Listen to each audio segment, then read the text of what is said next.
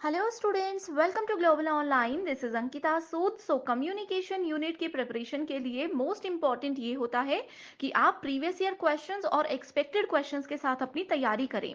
इसीलिए स्टूडेंट्स, आज की सीरीज में आपके लिए मैं बहुत ही ज़्यादा इंपॉर्टेंट क्वेश्चंस की सीरीज लेकर आई हूँ, जो कि as it is upcoming examination में पूछे जा सकते हैं।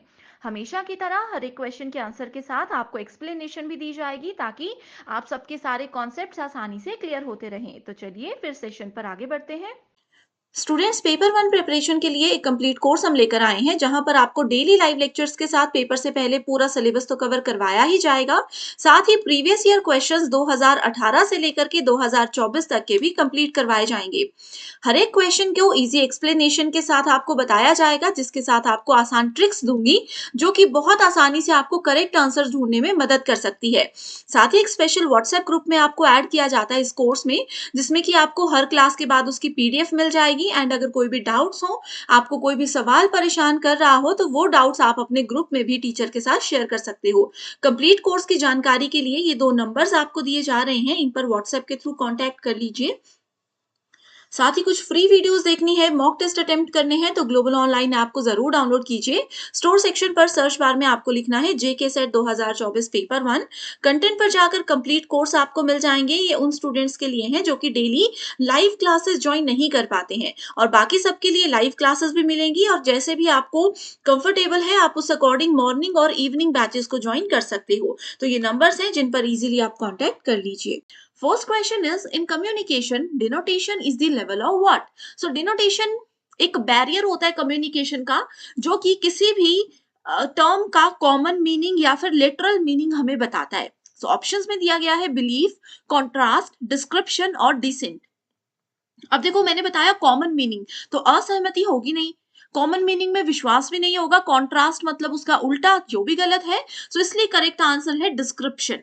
ठीक है, डिनोटेशन किसी पर्टिकुलर वर्ड का डिटेल हमें बताता है। जैसे अगर मैं आप लोगों को एप्पल बोल दूं और ये भी बता दूं कि ये एक फ्रूट है, तो मैंने क्या किया, इसका एक डिस्क्रिप्शन, एक डिनोटेटिव मीनिंग आप लोगों को बता दिया। सिमिलरली हमारे पास कॉनोटेशन एक टर्म होती है, जो कि किसी चीज का कल्चरल मीनिंग बताने में हमें हेल्प करती है।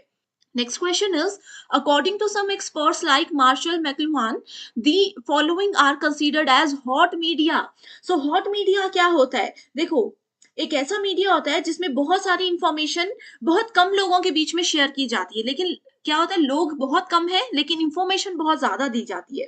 ठीक है, इसमें एक कीवर्ड है जो कि ये है कि ये हमारी सिर्फ 6 सेंस में से सिर्फ 1 सेंस को ही एक समय पे इस्तेमाल करता है। जो चीज जिस पर्टिकुलर टाइम पे होनी है, उसी पर्टिकुलर टाइम में इसको फॉलो किया जाना चाहिए। ये होती है हॉट मीडिया की डेफिनेशन। सो पहला एग्जाम्पल है टेलीफोन। सो देखो, टेलीफोन क्या है, ये कूल मीडिया है। Okay, second we have television. Television भी कूल मीडिया है। Then we have radio. Radio हमारे पास हॉट मीडिया होता है, जिसमें एक जगह पर कम लोग ज्यादा लोगों को बहुत ज्यादा इंफॉर्मेशन दे देते हैं। देन वी हैव सिनेमा या मूवीज, ये भी हॉट मीडिया है। देन वी हैव प्रिंट, ये भी एक हॉट मीडिया होता है। सो सी, डी एंड ई आप देख सकते हो, करेक्ट आंसर होगा option number 3। Next is the science of studying the feedback system in humans, animals and machines is described as। feedback system बहुत इंपॉर्टेंट है कम्युनिकेशन में। अब हम एनिमल से भी फीडबैक लेते हैं, है ना, समझते हैं क्योंकि वो हमारी लैंग्वेज को। तो इस सिस्टम को क्या कहा जाता है? इसको कहा जाता है feedback science. No. Experience study, बिल्कुल भी नहीं। मैसेज ह्यूरिनेटिक्स, बिल्कुल भी नहीं। एंड साइबरनेटिक्स, तो ये बिल्कुल सही ऑप्शन है। साइबरनेटिक्स ही टर्म है जिसकी एज इट इज डेफिनेशन दी गई है। Symbols provide meaning when used in. अब देखो, आप सिंबल्स के साथ बात कर रहे हो, अब सामने वाला उन सिंबल्स को कब समझेगा, ये इसमें पूछा गया है। कॉन्ट्रास्टिंग स्टाइल, जब आप किसी उल्टे तरीके से वो प्रेजेंट करोगे। रैंडम ऑर्डर में प्रेजेंट करोगे। नॉन स्पेसिफिक कॉन्टेक्स्ट या फिर स्पेसिफिक कल्चरल कॉन्टेक्स्ट। सो यहाँ पर करेक्ट आंसर क्या होगा? एक अगर सांस्कृतिक संदर्भ में आप बता रहे हो, जैसे अगर हिंदी में आप कुछ चीज बता रहे हो, सामने वाले को हिंदी आती है, तो ही वो आपके सिंबल्स को समझ पाएगा। इसीलिए इसको कहा जाता है specific cultural context. Next is the hot medium is characterized by what. देखो, अभी मैंने ये डिटेल में आपको बताया, नॉन मैकेनिकल कंपोनेंट नहीं। लो ऑडियंस होती है हॉट मीडिया में, बिल्कुल लो ऑडियंस होती है। It envelopes only one sense, एक ही सेंस को यूज किया जाता है। बहुत ज्यादा इंफॉर्मेशन सप्लाई होती है, बहुत ज्यादा इंफॉर्मेशन शेयरिंग होती है, बिल्कुल सही। हाई ऑडियंस अगर हो तो ये होता है cool media. So correct answer क्या है? B, C and D. B, C and D, that means option number B is the correct answer. Hot and cool media में इसके अलावा कुछ नहीं आएगा। 2 क्वेश्चन से आपके सारे कॉन्सेप्ट क्लियर हो गए। Next question is people perceive the communicated messages according to their. अब एक पर्सन को आपने कोई मैसेज दिया, दूसरा पर्सन उसको समझ रहे हैं, कैसे समझेंगे? ऑफिशियल स्टेटस से? बिल्कुल भी नहीं। कल्चरल वैल्यू, सांस्कृतिक मूल्य बहुत इंपॉर्टेंट है कम्युनिकेशन में, या फिर वो अपनी तरफ से इमेजिन करके उस बात को समझ लेंगे, या फिर सिमेंटिक गैप्स, गैप्स जहां पर है वहां पे कम्युनिकेशन कभी नहीं हो सकता। और कल्चरल वैल्यूज एक कम्युनिकेशन को और भी ज्यादा बेहतर बनाने में मदद करती हैं। The doctrine of individualism, the political concept of communication is identified as what? So इसको क्या माना जाता है? Formula, economic indicator, institutional background, या फिर ideology? Correct answer we have is ideology, यानी कि विचारधारा। ओके, यहाँ पर कीवर्ड यही है कि जब भी हम इंडोक्ट्रिनेशन की बात करते हैं, खास तौर पर पॉलिटिकल कॉन्सेप्ट में, तो गो फॉर आइडियोलॉजी हमेशा। Next is which of the following is excluded from the list of communication barrier? Communication barriers, communication में बाधाएं होती, physical barrier भी होता है, semantic भी होता है जो कि शब्दार्थ जिसको बोलते हैं, philosophical या फिर psychological। देखो मनोविज्ञानिक किसी का लेवल ही उतना नहीं है, छोटे बच्चे को यूजीसी नेट पढ़ाओगे तो वो समझेंगे? कभी भी नहीं।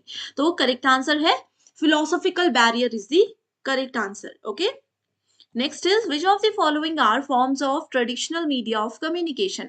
So संचार का पारंपरिक माध्यम कौन सा है? It is street demonstration नहीं। यक्षगान, यक्षगान एक आर्ट होता है जिसमें शब्द, सिंबल्स, म्यूजिक, ये सब चीजें आती हैं, बिल्कुल सही होगा ये। कठपुतली, क्या कठपुतली से ट्रेडिशनल तरीके में लोगों को चीजें बताई जाती थी? हरी कथा या फिर फिल्मी डांसेस? तो फिल्मी डांसेस तो बिल्कुल नहीं है, करेक्ट आंसर होगा B, C and D, that is option number 2। सबकी मीनिंग आपको पता है। इमेजिन करो पुराने जमाने में कम्युनिकेशन ऐसे दिया जाता था, लोगों को कोई नई चीज ऐसे बताई जाती थी। People who help in the transmission of messages, for example reporters और copy editors is known as। अब देखो रिपोर्टर्स क्या करते हैं? एक्चुअल मार्केट से न्यूज उठाते हैं और ऑडियंस तक पहुंचाते हैं। तो वो क्या है? कैरियर है? नहीं है। ट्रांसपोर्टर्स हैं? बिल्कुल भी नहीं। मीडिएटर्स या फिर रिलाय पीपल। मीडिएटर्स वो होते हैं एक पर्सन जो बात यहाँ से वहां एक छोटे लेवल पर पहुंचाता है, लेकिन यहाँ पर बड़े लेवल पर बात की गई है तो रिलाय पीपल होगा जिन पर हम निर्भर करते हैं। सो correct answer is 4। Which of the following mass media is considered less expensive and more effective than others for educational communication of non-literates? So देखो यहाँ पर मास मीडिया यानी कि बहुत बड़ा लेवल पर बहुत बड़ी ऑडियंस को किसी एक पर्सन ने इंफॉर्मेशन देनी है, जैसे रेडियो, भाषण, ये सब होता है। इसमें बोले कि कम एक्सपेंसिव है और जो लोग पढ़ लिख नहीं सकते उन लोगों के लिए जरूरी है, तो टेलीविजन होगा, लेकिन लेस एक्सपेंसिव है। टेलीविजन तो महंगा होता है, इसको गलत है ये। रेडियो, न्यूज़पेपर, फिल्म्स भी महंगी ही होती है एक तरीके से। सबसे सस्ता यहाँ पर लोग बोलेंगे लेस एक्सपेंसिव है तो न्यूज़पेपर मान लेते, लेकिन यहाँ पर बोले नॉन लिटरेट्स, जो पढ़े लिखे नहीं है, तो इसका मतलब है कि वो पढ़ नहीं सकते, सुन तो सकते हैं। That is correct answer is option number 2 radio. ऐसे आप लोग क्वेश्चंस के आंसर ढूंढिए, बहुत इजी है। What are the relevant strategies of effective communication in a classroom? Understanding cultural background of students. True. Clarity of speech, आप जो बोल रहे हैं उसकी समझ होनी चाहिए, आपके शब्दों में क्लैरिटी होनी चाहिए। Focused listening on both sides, teacher भी अगर अच्छे से बोले और सुने और स्टूडेंट्स भी, तो ही एक अच्छा क्लासरूम कम्युनिकेशन हो सकता है। Inventing cultural labels, बिल्कुल गलत। और disdain ऑफ कलेक्टिंग एफर्ट्स, ये भी बिल्कुल गलत है, तो option A B C is the correct answer. बहुत इजी क्वेश्चंस हैं, बार बार रिपीट होते हैं। नेक्स्ट इज स्टेटमेंट 1 है language and other symbolic means of mass communication are social products. Okay, so इसमें कहा है कि मास कम्युनिकेशन जैसे भाषण होता है, एक पर्सन बोलते हैं और बहुत सारे सुनते हैं। उन्होंने कहा है कि लैंग्वेज और जो सिंबल मीनिंग होते हैं वो सोशल प्रोडक्ट्स होते हैं, बिल्कुल सही है। स्टेटमेंट 2 बोलती है communication media always make their audience feel comfortable. हमेशा ये कंफर्टेबल फील नहीं करती। ओके, कई बार स्टूडेंट्स या सामने वाले जो लिसनर होते हैं वो अनकंफर्टेबल भी होते हैं मीडिया के through. First is true, second is false, correct answer is 3। Next है persuasive communication does not blur the difference between truth and falsehood. So देखो ये एज इट इज स्टेटमेंट दी गई है जो कि बिल्कुल गलत है। Mass mediated communication never reflects truth. Mass media इसमें बोला है कि कभी भी सच्चाई नहीं बताते, कभी तो बताते ही है, बीच में झूठ भी हो जाता है, इसलिए दोनों स्टेटमेंट्स गलत हैं।